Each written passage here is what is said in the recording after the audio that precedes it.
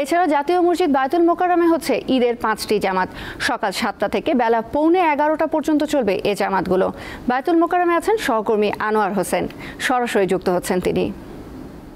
আনোয়ার, বায়তুল মোকাররমে এই মুহূর্তে নামাজের পরিস্থিতি আমাদের জানান।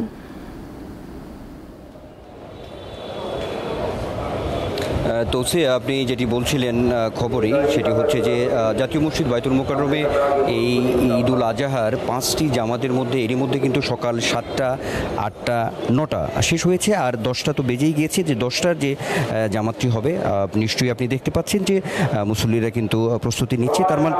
তার মানে অল্প কিছুক্ষণের মধ্যেই যে নির্ধারিত যে জামাত জাতীয় মসজিদ বায়তুল মোকাররমে সেটি এখনই অনুষ্ঠিত হবে, অর্থাৎ শুরু হবে অল্প কিছুক্ষণের মধ্যেই, এটি আপনাকে বলতে পারি। আর যেটি আপনি বলছিলেন যে হ্যাঁ, জাতীয় মসজিদ বায়তুল মোকাররমে যে 5টি জামাত হবে ঈদুল আজহার, তার মধ্যে কিন্তু এটি চতুর্থ জামাত অল্প কিছুক্ষণের মধ্যেই শুরু হবে, এবং পঞ্চম যে জামাতটি রয়েছে সেটি হচ্ছে বেলা 11:45টায় হবে। এরই মধ্য দিয়ে জাতীয় মসজিদ বায়তুল মোকাররমের যে নির্ধারিত ঈদুল আজহার 5টি জামাত, তারই মধ্য দিয়ে আসলে পরিসমাপ্তি ঘটবে। তো এখন আপাতত আপনি নিশ্চয়ই দেখতে পাচ্ছেন যে জামাত, অর্থাৎ জাতীয় মসজিদ বায়তুল মোকাররমে চতুর্থ যে জামাতটি সেটি কিন্তু শুরু হয়ে গেল।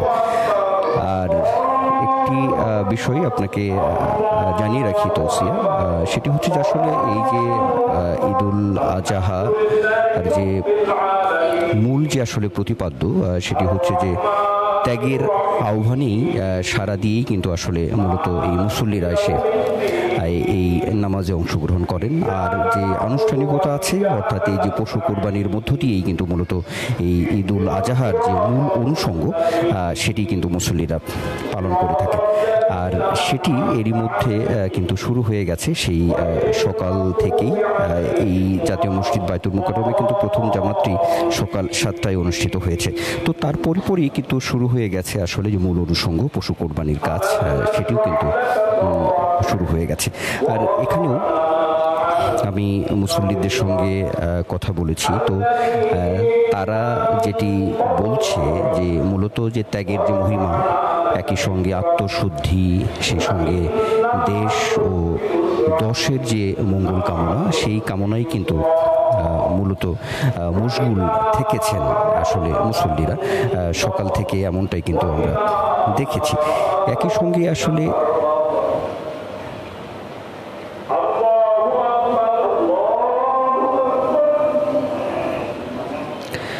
সেই সঙ্গে আমরা বলতে পারি যে অর্থাৎ এই যে ভেদাভেদ ভুলে গিয়ে এক কাতারে যে জড়ো হওয়া, সেই জড়ো কিন্তু আমরা হতে দেখেছি মুসল্লিদের।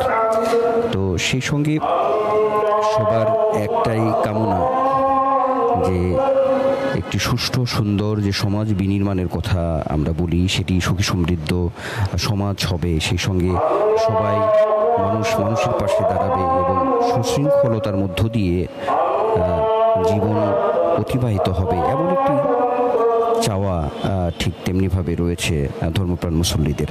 আর সেই সঙ্গে নিজেদের মঙ্গল কামনার পাশাপাশি পরিবার পরিজন, আত্মসন্তুষ্টি, অর্থাৎ আল্লাহর যে সন্তুষ্টি লাভের যে একটা আশা, সেটিও কিন্তু সবার চোখে মুখে আমরা দেখেছি।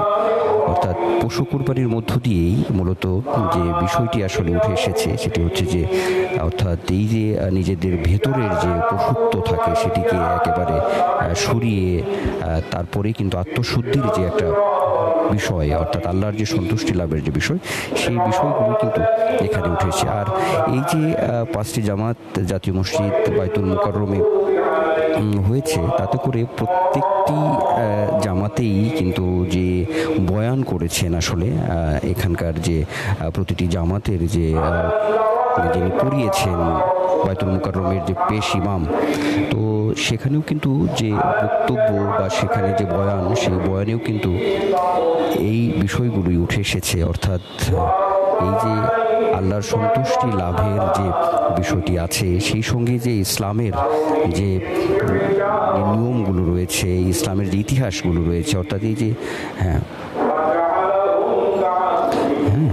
তো সব মিলিয়ে যদি বলি তৌসিয়া, তাহলে বলতে হবে যে এই জাতীয় মসজিদ বায়তুল মোকাররমের যে চতুর্থ যে জামাতটি সেটি কিন্তু প্রায় শেষের দিকে। তো সেই হিসেবে বলতে গেলে আমরা বলতে পারি যে এই জামাত যখন শেষ হয়ে যাবে তখন তারপরে যে মূলত ভেদাভেদ ভুলে গিয়ে সবার সঙ্গে যে কোলাকুলির যে বিষয়টি, সেই বিষয়টি তারা করবেন। এবং আমরা দেখেছি যে বিগত যে 4টি জামাত অনুষ্ঠিত হয়েছে সেখানে অত্যন্ত সুশৃঙ্খলতার সঙ্গেই কিন্তু জামাতগুলো অনুষ্ঠিত হয়েছে। আর আইন শৃঙ্খলা রক্ষাকারী বাহিনীর যে তৎপরতা সেটিও কিন্তু একেবারেই চোখে পড়ার মতো ছিল, অর্থাৎ খুবই সুন্দর পরিবেশের মধ্য দিয়েই কিন্তু এই জামাতগুলো অনুষ্ঠিত হচ্ছে। সহকর্মী আনোয়ার হোসেন আমাদেরকে দেখাচ্ছিলেন বায়তুল মোকাররম জাতীয় মসজিদের ঈদের জামাত।